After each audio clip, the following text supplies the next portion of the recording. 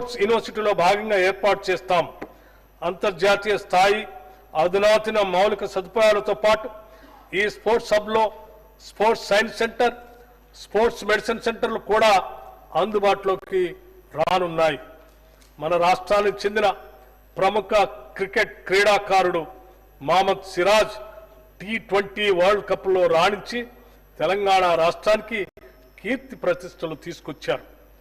వారిని రాష్ట్ర ప్రభుత్వం సత్కరిస్తూ డిఎస్పీ ఉద్యోగంతో పాటు జూబ్లీహిల్స్లో 600 చదరపు గజాల ఇంటి స్థలాన్ని కేటాయించింది. ఇక ఇస్తాంబుల్లో జరిగిన మహిళల ప్రపంచ బాక్సింగ్ లో వరల్డ్ ఛాంపియన్షిప్ సాధించిన నిఖిత్ జరీన్ని మన ప్రభుత్వం డిఎస్పీగా నియమిస్తూ ఉత్తర్వులు జారీ చేసింది. పారా ఒలింపిక్స్ 2024లో సత్తా చాటి పతకం గెలిచిన తొలి తెలంగాణ మహిళా యువ అథ్లెట్ దీప్తి జివాంగిని తెలంగాణ ప్రభుత్వం సత్కరించి ₹1 కోటి నగదుతో పాటు గ్రూప్ 2 ఉద్యోగాన్ని, వరంగల్లో 500 గజాల ఇంటి స్థలాన్ని కూడా ఇచ్చింది. క్రీడలను మరింత ప్రోత్సహించడానికి ప్రభుత్వం సీఎం కప్ టోర్నమెంట్ ని ఇటీవలే నిర్వహించింది. 36 విభాగాలతో వివిధ ఈవెంట్లు నిర్వహించాం. దాదాపు 3 లక్షల మంది క్రీడాకారులు పాల్గొన్న ఈ కార్యక్రమం అత్యంత విజయవంతమైంది. క్రీడా శాఖకు ఈ బడ్జెట్లో ₹465 కోట్ల ప్రతిపాదిస్తున్నాం. పర్యావరణ కాలుష్య నివారణలో పచ్చదనం పాత్ర అతి ముఖ్యమైనది. రాష్ట్రంలో 20 కోట్ల మొక్కలు నాటాలని అతి భారీ లక్ష్యంతో వజ్రోత్సవం, వన మహోత్సవం కార్యక్రమాన్ని మా ప్రభుత్వం చేపట్టింది. ఇప్పటి వరకు 18.71 కోట్ల మొక్కలు నాటడం జరిగింది. కవ్వాల్ టైగర్ రిజర్వ్ భాగంలో ఉన్న 2 గ్రామాల ప్రజలకు పునరావాసం కూడా కల్పించాం.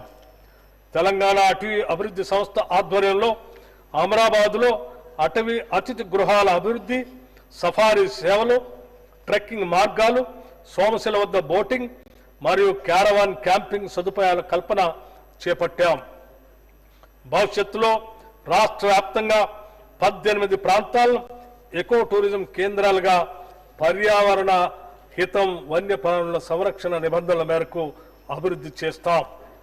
తెలంగాణ అటవీ విస్తరణం ప్రస్తుతం 24.05% నుంచి 33% వరకు పెంచేలా జాతీయ అటవీ విధాన లక్ష్యాలకు అనుగుణంగా ప్రభుత్వం చర్యలు తీసుకుంటుంది. పట్టణీకరణ, పారిశ్రామికీకరణ ద్వారా ఏర్పడే కాలుష్య ప్రభావాన్ని తగ్గించేందుకు ప్రకృతి పరిరక్షణలో సమతుల్య అభివృద్ధి అనివార్యమని ప్రభుత్వం గ్రహించి ఆ దిశగా చర్యలు చేపట్టింది. అడవులు మరియు పర్యావరణ శాఖకు ఈ బడ్జెట్లో ₹1023 కోట్ల ప్రతిపాదిస్తున్నాము.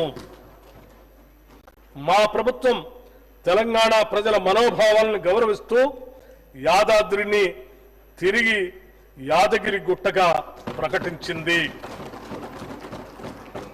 యాదగిరి గుట్ట దేవాలయ విమాన గోపురానికి మొత్తం 65 కిలోల బంగారంతో తాపడం పనులు పూర్తి చేసి సంప్రోక్షణ మహోత్సవం నిర్వహించాం.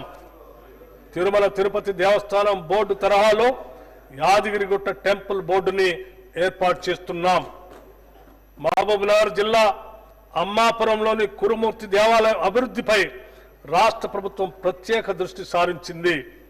110 కోట్ల రూపాయలతో ఘాట్ రోడ్డు నిర్మాణం, ఇతర అభివృద్ధి పనులు ఇప్పటికే మొదలయ్యాయి. రాష్ట్రంలోని ప్రసిద్ధ పుణ్యక్షేత్రమైన బాసర శ్రీ జ్ఞాన సరస్వతి అమ్మవారి ఆలయం ఆధ్వర్యంలో గోదావరి నది హారతి కార్యక్రమాన్ని ప్రారంభించాం. దక్షిణ కాశీగా గుర్తింపు పొందిన వేములవాడ అభివృద్ధికి ఇప్పటికే ₹100 కోట్ల మంజూరు చేశాం. దానికి సంబంధించిన పనులు త్వరితగతిన పూర్తి చేస్తాం. దేవాదాయ శాఖకు ఈ బడ్జెట్లో ₹190 కోట్ల ప్రతిపాదిస్తున్నాం. న్యాయం మరియు చట్ట వ్యవస్థ పరిరక్షణ అనేది రాష్ట్రంలో అభివృద్ధి మరియు సంక్షేమ కార్యక్రమాల అమలుకు అత్యంత ఆవశ్యకం.